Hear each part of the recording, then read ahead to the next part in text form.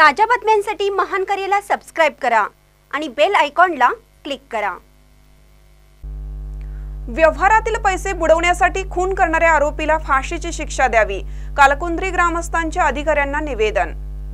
व्यवहारातील पैसे बुडवण्यासाठी खून करणाऱ्या आरोपीला फाशीची शिक्षा देण्याच्या मागणीचे निवेदन कालकुंद्री ग्रामस्थांच्या वतीने अधिकाऱ्यांना देण्यात आलं। चंदगड तालुक्यातील तुडई येथील सराफ व्यवसाय करणारे बाळकृष्ण अनंत सोनार वय वर्ष 68 मूळ गाव कालकुंद्री तालुका चंदगड यांच्या आर्थिक व्यवहारातून दाखण्याचे पैसे देण्यास टाळाटाळ करून सराफी व्यावसायिकाला गोड बोलून आपले पैसे देतो चल असे सांगून चंदगड तालुक्यातील गुळंब येथील जंगलात अज्ञातस्थळी दिनांक 27/2/2024 रोजी तुडई येथील रमेश बाबू पाटील यांनी धारदार बिळ्याने सपासप वार करून खून केला। त्यामुळे चंदगड तालुक्यात खळबळ माजली आहे।